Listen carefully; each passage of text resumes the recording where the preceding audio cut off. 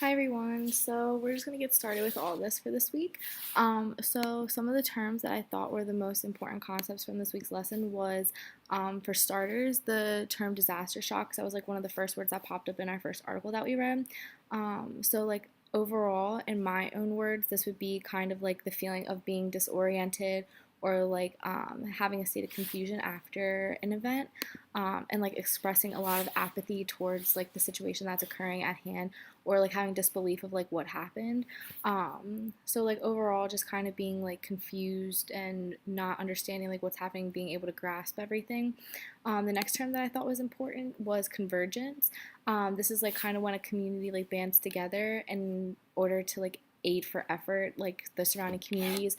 This can include like individuals and organizations and emergency personnel in general. And then further in the article, another term that I thought was like really, really important was the evacuation trip generation. I did not know that this was like a thing until I read the article. And it like really opened my eyes because it like kind of defines the way that like numbers and locations work for like emergency vehicles and like for monitoring like at-risk areas, which I thought was like really cool because like that's something like I never knew about in like a situation for like an emergency. So I like was really shocked to hear that, and I think that that's an important definition that like not a lot of people understand or like have heard before. um, but going off of that, some of the stuff that we read this week was related to like disasters that have recently happened. So like my muddiest point overall was the article about the Houston evacuation and how like that wasn't really a thing. Like they didn't like force anybody to leave.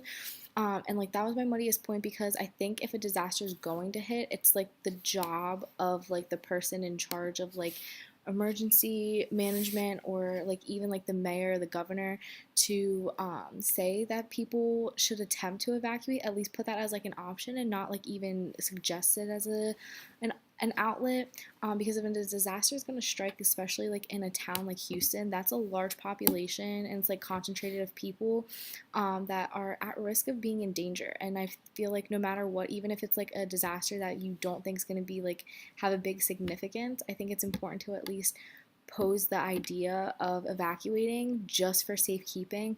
But like it kind of just like shocked me that like a town even just like Houston, for as large as it is, didn't even like feel the need to like tell people to evacuate during like the disaster that I was going to have.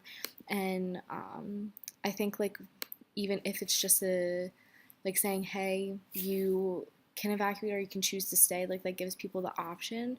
But at least like you forewarn them, which is like just human decency. But overall, from this week's lesson, if I had to lead an in-class discussion, I think that I would probably begin by asking students like what disaster shock means to them, like what they would define it as, because that was kind of like the first point that like drew me into this week's lesson. And I think that getting a good definition down would really open up the ideas that are covered in this week's topic. And then I think it would be beneficial to talk about Hurricane Florence and like the damages that it done and like how we can see disaster shock as an effect from this, and like how the disaster created uh, like troubles in the South, and like how the communities in the South are dealing with those right now. And just like talk about disaster in general, and like if there was any emergency like trip evacuation plans that were planned out, or like if there was any like convergence that's happening in the South right now that we could see. But overall, I think that like this week's lesson really like hit the nail on the head for like the things that are happening right now in Florence, which I think it would make it very easy to tie all this information together. But that's all I have for this week. Thanks, guys.